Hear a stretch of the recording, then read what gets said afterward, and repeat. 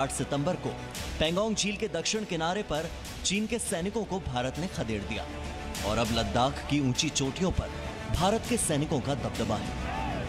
भारत के इस पराक्रम का श्रेय जाता है देश के प्रधानमंत्री नरेंद्र मोदी, रक्षा मंत्री राजनाथ सिंह और विदेश मंत्री एस जयशंकर को। इनके चक्रव्यूह में चीन फंस चुका है। मोदी के इस चक्रव्यूह में फंसे चीन को अब अगला झटका देने के लिए भारत एक नए मिशन पर काम कर रहा है और वो है ऑपरेशन 120 मिनट। जी हां, आज रक्षा मंत्री राजनाथ सिंह ने 120 मिनट तक बैठक की। 120 मिनट में यह तय किया गया कि चीन को कैसे सबक सिखाया जाए, कैसे चीन की गुस्ताखियों पर लगाम लगाई जाए और कैसे बार बार घुसपैठ करने वाले चीन को उसकी हैसियत बताई जाए। इस बैठक में सीडीएस जनरल बिपिन रावत भी मौजूद थे, जिनके अनुभव से चीन के लिए जाल बिछाना अब भारत के लिए और भी आसान हो चुका है। थल सेना, वायुसेना और नौसेना के प्रमुख भी इस बैठक का हिस्सा थे और इन सभी ने 120 मिनट में हिमालय से लेकर हिंद महासागर तक की तैयारियों का पूरा रोड मैप बनाया, जिससे चीन को हर मोर्चे पर चित किया जा सके।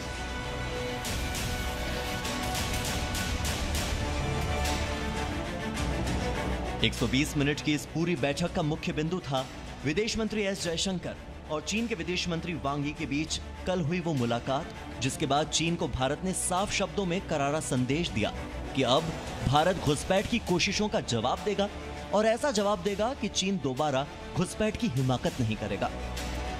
अंतर्राष्ट्रीय स्तर पर चीन को घेरने के बाद अब सीमाओं पर उसकी हरकतों को रोकने के लिए आज इस बैठक में प्लानिंग कर ली गई है।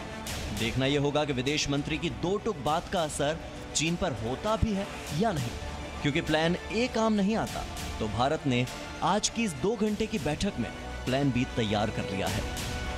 कृष्ण मोहन मिश्रा के साथ ब्यूरो रिपोर्ट, जी मीडिया।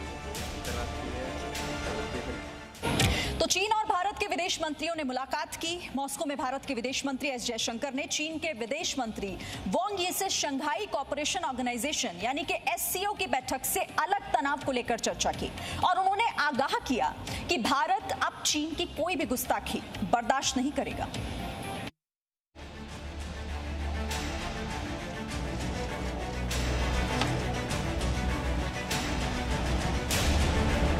मॉस्को में चीन पर कूटनीतिक प्रहार पार्ट 2। पहले रक्षा मंत्री राजनाथ सिंह ने दी चेतावनी, अब विदेश मंत्री एस जयशंकर की स्ट्राइक। पड़ोसी देशों से अच्छे रिश्ते रखने वाले भारत को छेड़कर चीन ने अच्छा नहीं किया।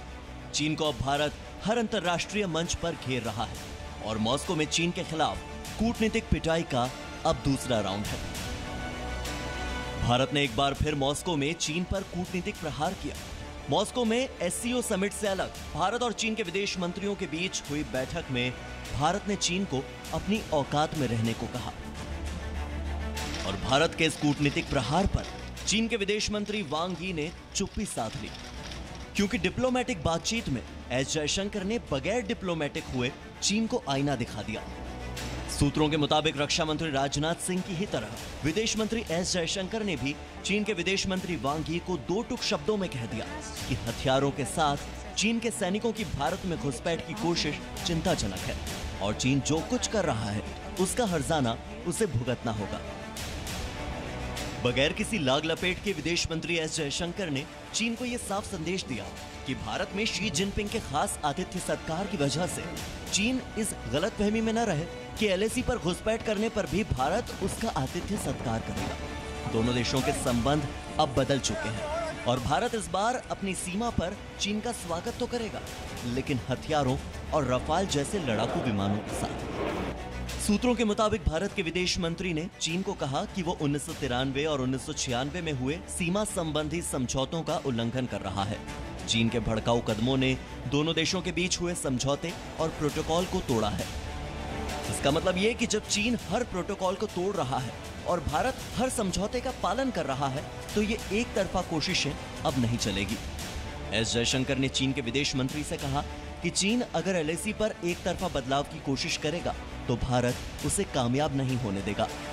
इससे पहले रक्षा मंत्री राजनाथ सिंह ने चीन के रक्षा मंत्री वेई फेंगे से मुलाकात की थी, लेकिन वो बेनतीजा रही। अब विदेश मंत्री के दूसरे प्रहार से चीन संभल जाए तो बेहतर होगा, वरना भारत कूटनीतिक प्रहार करने में जितना सक्षम है, वो पराक्रमी प्रहार करना भी बखूबी जानता है। ब्यूरो रिपोर्ट, जी मीडिया।